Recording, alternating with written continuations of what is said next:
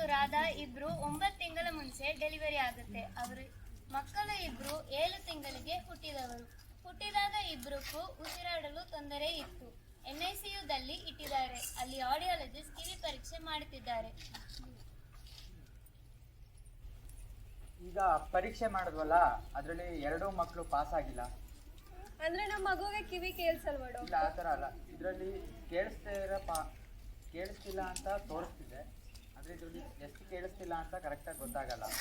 ಅದಕ್ಕೆ ಸಂಪೂರ್ಣ ಪರೀಕ್ಷೆ ಮಾಡಿಸ್ಬೇಕಾಗುತ್ತೆ ಸರ್. ಸಂಪೂರ್ಣ ಪರೀಕ್ಷೆ ಅಂದ್ರೆ ಎಲ್ಲಿಗೆ ಹೋಗ್ಬೇಕು ಸರ್? ಅದು ಇಲ್ಲಿ ಮಾಡೋಕ್ಕಾಗಲ್ಲ. ಸಂಪೂರ್ಣ ಪರೀಕ್ಷೆನ ವಾಕ್ಸರ್ವಣ ವಿಭಾಗಕ್ಕೆ ಹೋಗಿ ಅಲ್ಲಿ ಮಾಡಿಸ್ಬೇಕಾಗತ್ತೆ. ಯಾವಾಗ ಹೋಗ್ಬೇಕು ಸರ್? ಮಗುಗೆ 3 ತಿಂಗಳು ಆಗ್ತಿದ್ದಂಗೆ ಕರ್ಕೊಂಡು ಬನ್ನಿ. ಸರಿ ಸರ್. 3 ತಿಂಗಳ ನಂತರ ಸುನೀತಾ ಮತ್ತು ರಾಧಾ ತಮ್ಮ ಮಕ್ಕಳನ್ನ ವಾಕ್ಸರವಣ ವಿಭಾಗಕ್ಕೆ ಕರ್ಕೊಂಡು ಹೋಗ್ತಿದ್ದಾರೆ. ಅಲ್ಲಿ 2 ಮಗುವಿಗೂ ಕೇಳಿಸೋದ್ರಲ್ಲಿ ತೊಂದರೆ ಕಂಡು ಬಂದಿದ್ದರಿಂದ ಆಡಿಯಾಲಜಿಸ್ಟ್ ಇಬ್ರಿಗೂ ಕಿವಿಯಲ್ಲಿ ಮೆಷಿನ್ ಹಾಕಬೇಕು ಅಂತ ಹೇಳ್ತಾರೆ. 6 ತಿಂಗಳ ನಂತರ ಇಬ್ರಿಗೂ ಕಿವಿಗೆ ಮಿಷಿನ್ ಹಾಕ್ತಾರೆ. ಈಗ ಕಿವಿಗೆ ಮಿಷಿನ್ ಹಾಕಿದ್ದೀವಿ. ಮಗುವಿಗೆ ಮಿಷಿನ್ ಹಾಕಿದ ತಕ್ಷಣ ಮಾತು ಬಂದ್ಬಿಡೋದಿಲ್ಲ. ಹೇಗೆ ಕೇಳಿಸ್ಬೇಕು, ಹೇಗೆ ಮಾತಾಡಬೇಕು ಅಂತ ಟ್ರೈನಿಂಗ್ ಕೊಡಬೇಕಾಗುತ್ತೆ. ತರಬೇತಿಯಲ್ಲಿ ಏನೇನು ಹೇಳ್ತೀವೋ ಅದು ಮನೆಯಲ್ಲಿ ಕೊಡಿ ಮಾಡಿ. ಸರಿ. ಯಾವಾಗ ಬರಬೇಕು ಸರ್? ಮಂಗಳವಾರ ಮತ್ತು ಶುಕ್ರವಾರ 11 ಗಂಟೆಗೆ ನೀವು 11:45 ಗಂಟೆಗೆ. 2 ವರ್ಷಗಳ ನಂತರ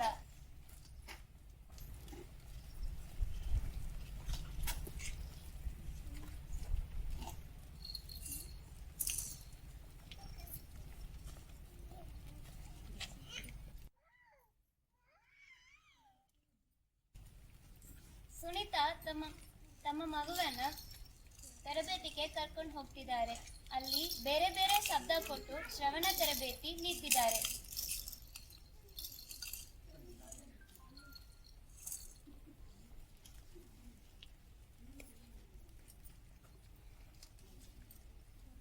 ರಾಧಾ ತಮ್ಮ ಮಗುವನ್ನು ತರಬೇತಿಗೆ ಕರ್ಕೊಂಡು ಹೋಗ್ತಿರ್ಲಿಲ್ಲ. ಯಾಕೆ ಈ ರಾಧಾ ಅವರು ತರಬೇತಿಗೆ ಬರ್ತಾನೆ ಇಲ್ಲ?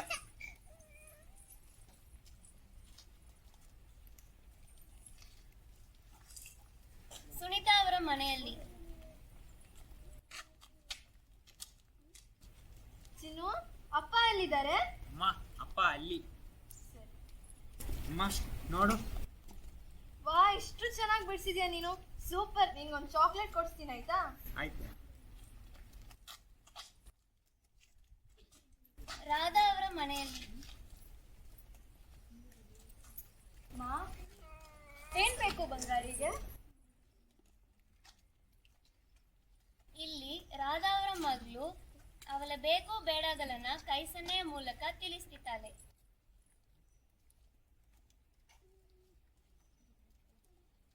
ಮೂರು ವರ್ಷಗಳ ನಂತರ ರಾಧಾ ಸುನೀತಾವನ್ನ ಪಾರ್ಕ್ ಅಲ್ಲಿ ಭೇಟಿಯಾಗುತ್ತಾರೆ.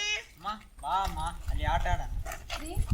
ನೀವು ನಿಮ್ಮ ಮಗನ್ಗೆ ಜಾಲಪ್ಪ ಆಸ್ಪತ್ರೆಯಲ್ಲಿ ತಾನೇ ಮೆಷಿನ್ ಹಾಕಿದ್ದು? ಹೌದು.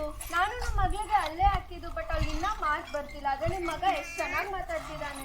ನೀವು ತರಬೇತಿಗೆ ಹೋಗ್ತಾ ಇಲ್ವಾ? ಇಲ್ಲ, ನಮ್ ಬೇರೆ ಕೆಲಸ ಹೋಗಕ್ಕಾಗಿಲ್ಲ. ಅಯ್ಯೋ, ಹೋಗ್ಬೇಕಾಗಿತ್ತು. ನಾವು ಮಗುಗೆ ಮೆಷಿನ್ ಹಾಕಿದ ತಕ್ಷಣ ನಾವು ತರಬೇತಿ ಕರ್ಕೊಂಡು ಹೋದ್ವಿ. ಅದಕ್ಕೆ ಇಷ್ಟು ಚೆನ್ನಾಗಿ ಮಾತಾಡ್ತಿದ್ದಾನೆ. ಹೌದಾ? ಮತ್ತೆ ನಾನು ಇವಾಗ ಹೋಗಕ್ ನೋಡ್ತೀನಿ. ನೀವೆಲ್ಲರೂ ಈಗ ನೋಡಿದ ಹಾಗೆ ಸುನೀತಾ ಮತ್ತು ರಾಧಾ ಇಬ್ಬರು ಮಕ್ಕಳು ಒಂದೇ ಸಮಯದಲ್ಲಿ ಮಿಷನ್ ಹಾಕಿದ್ರು. ಅಲ್ಲಿ ಸುನೀತಾ ದಿನನಿತ್ಯ ಮಾತಿನ ತರಬೇತಿಗೆ ಹೋಗ್ತಾರೆ. ಆದರೆ ರಾಧಾ ನಿರ್ಲಕ್ಷ್ಯ ಹೇಗಿದ್ದಾರೆ. ಆ ಕಾರಣದಿಂದ ರಾಧಾವಿನ ಮಗಳಿಗೆ ಮಾತು ಬರಲಿಲ್ಲ. ಇದರಿಂದ ನಮ್ಗೆ ಏನು ತಿಳಿಯುತ್ತದೆ? ಮಗುವಿಗೆ ಬೇಗ ಮಿಷನ್ ಹಾಕಿದ್ರು ಅಷ್ಟೇ ಸಾಲಲ್ಲ, ತಕ್ಷಣ ತರಬೇತಿ ತಗೊಳ್ಳೋದು ಕೂಡ ಅಷ್ಟೇ ಮುಖ್ಯ ಆಗುತ್ತೆ.